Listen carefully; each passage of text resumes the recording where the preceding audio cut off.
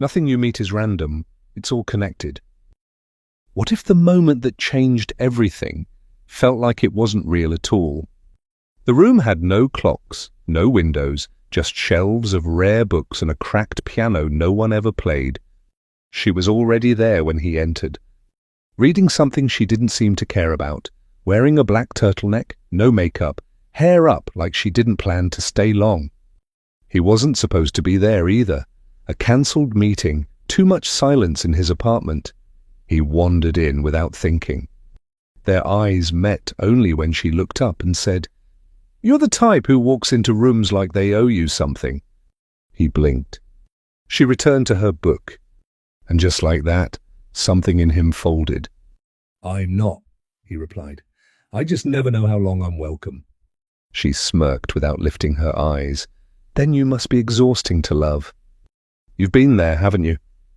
That one encounter too sharp to forget, where every word feels like it was rehearsed in a dream you haven't had yet." They talked about nothing, about music, about God, about how neither of them trusted people who used the word soulmate without irony. No names. When she stood to leave, he asked, "Will you come back?" She paused. "If I do, don't be the same person." He watched her walk out without looking back. A quiet exit, as if she'd only entered to prove she could leave.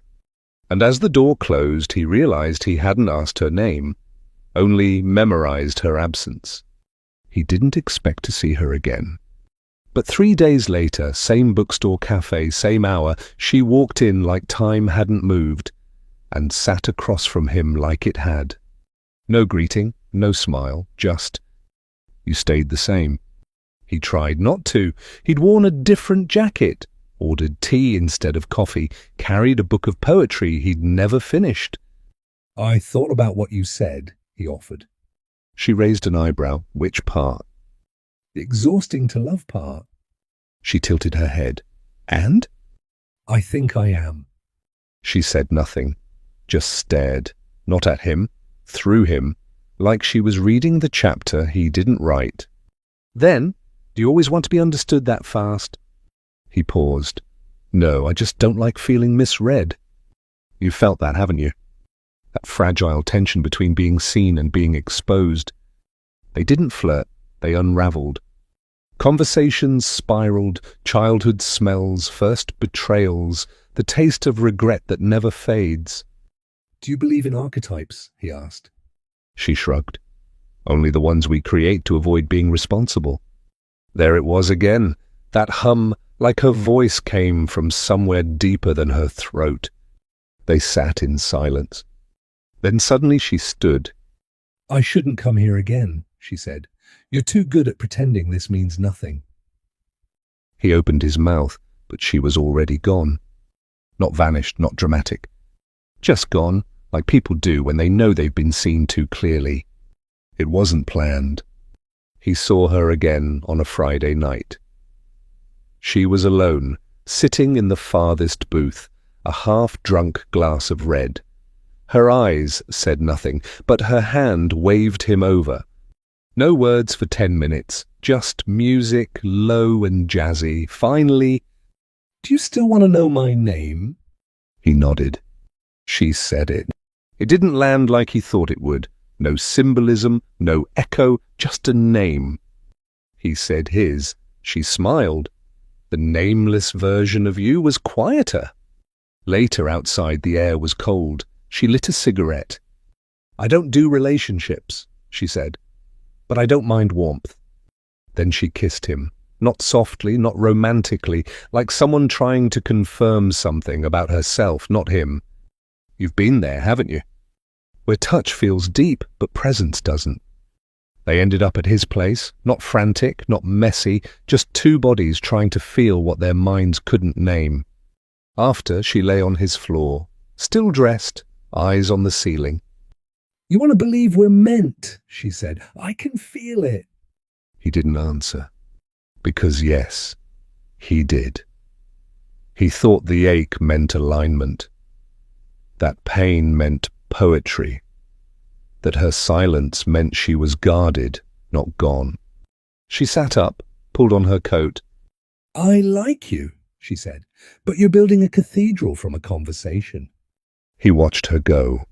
No anger, no goodbye. Just that same feeling again, not of being left, but of watching someone leave a place they never really entered. He waited 2 days. Then wrote her. I know I came on too strong. I mistook connection for meaning, but I meant it all. Every word. I hope some part of you did too. He sent it, then waited for a reply that didn't come. You know that silence, don't you? Not the kind that echoes, the kind that stares back. Flat, still, finished. 3 days later, at 1:43 a.m., his phone lit up. Her message was short. You're kind, you feel deeply, that's rare, but please don't make me your myth. He didn't reply. What could he say? He thought about all the things he projected onto her. Soulmate, mirror, ghost, portal. Everything but a person who simply didn't want what he wanted. Carl Jung wrote, "We meet ourselves time and again in 1,000 disguises on the path of life." She had been one of them. Not because she was cruel, but because she didn't reflect back what he hoped to see. And maybe that was the real ache. Not losing her, but losing the version of himself he only knew when she was near.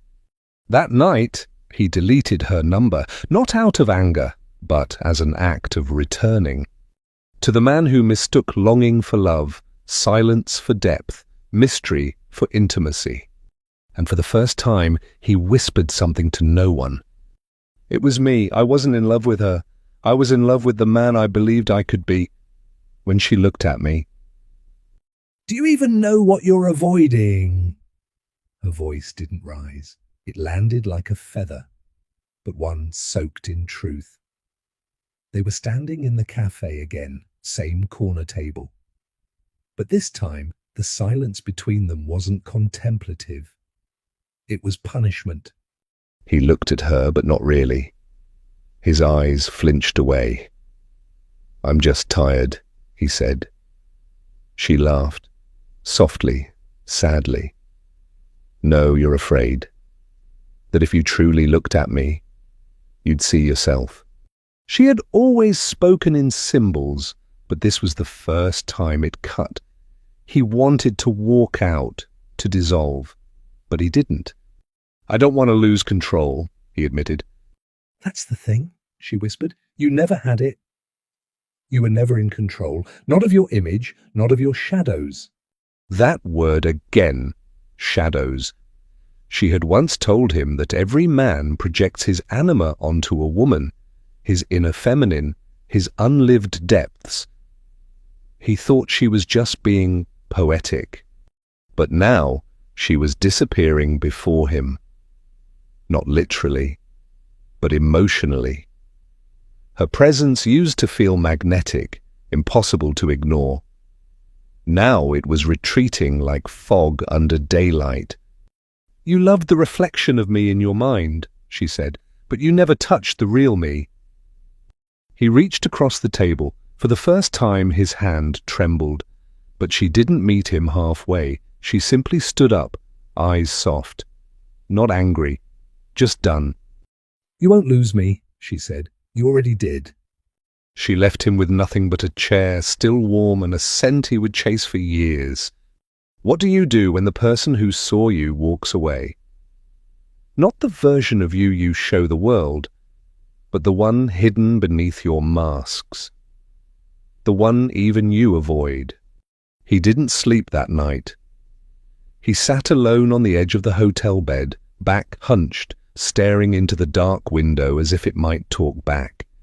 You know that silence, don't you? Not the kind that comforts. The kind that stares, that asks. Why did you push her away? His phone buzzed once, a message, not from her. Instead, an old draft, something he had written weeks ago and never sent. You make me feel like I'm standing in front of a mirror that's not mine, but I can't stop looking. He had been afraid to send that, afraid to admit he was changing. Now he would give anything to say it to her face. In the weeks that followed, he tried to return to his routines: meditation, journaling, silence. But silence wasn't healing now, it was a courtroom. Every thought became a witness. And the verdict was always the same. He had met something sacred, and he turned away. Not because he didn't feel it. But because he did.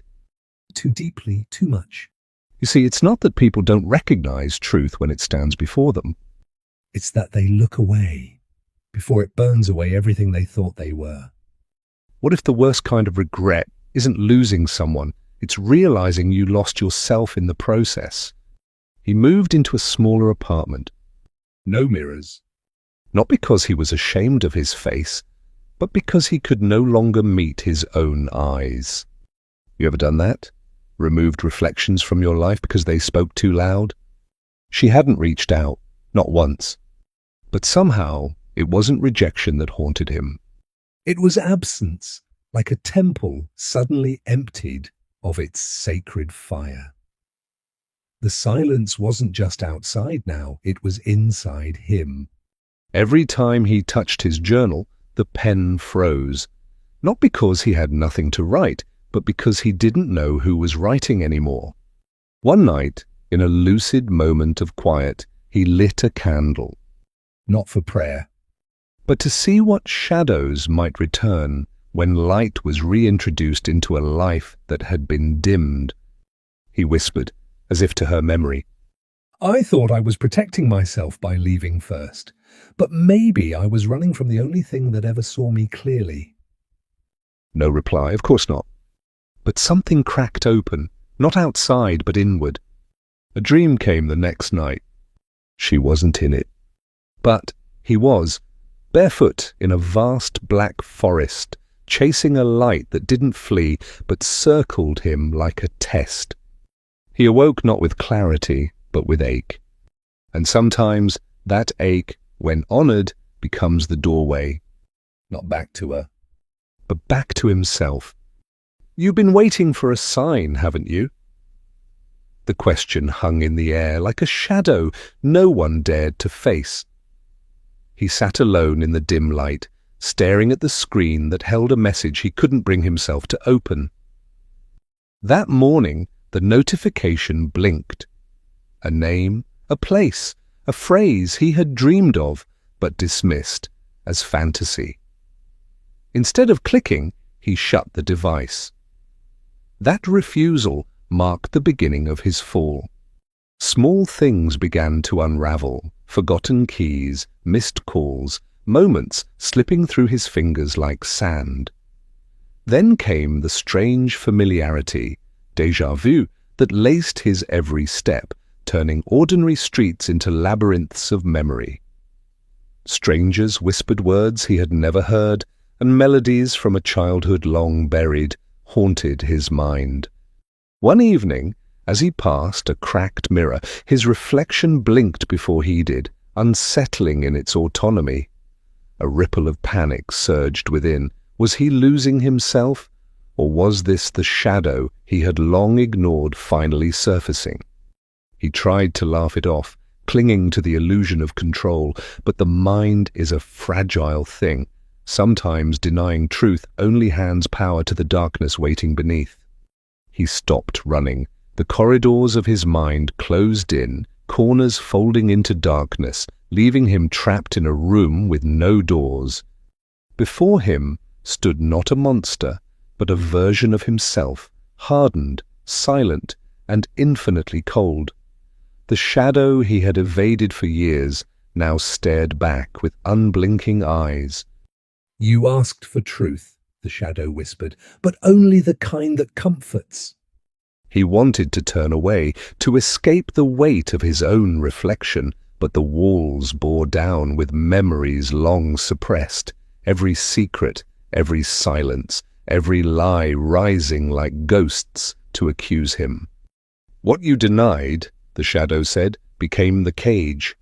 A scream rose from his throat, silent and heavy, as he faced the terrifying realization he had become the very thing he feared. Have you felt that too? The moment when fighting your fate is the same as surrendering to it.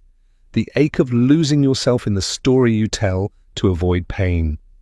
He stood, shattered beneath the fading light, not broken, but unraveling, fragile as a whispered secret. The woman who haunted his dreams was gone, yet her absence clung like smoke, filling the space where hope once lived. And maybe you know this feeling too, not through stories or faces, but in the silent moments when the world falls away and only your own shadow remains. What if the wounds you hide are not scars of defeat, but doorways to who you truly are? What if the self you chase is just a shadow of the soul you've yet to meet? You are not alone in this reflection. The question is, are you ready to look deeper than the surface, to face the silence behind your eyes? Because some mirrors never shatter, they only wait patiently until you see yourself clearly enough to become whole.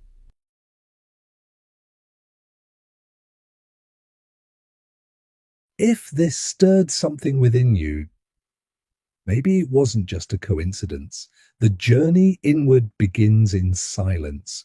Follow the signs, stay aware, and remember, the self is always watching.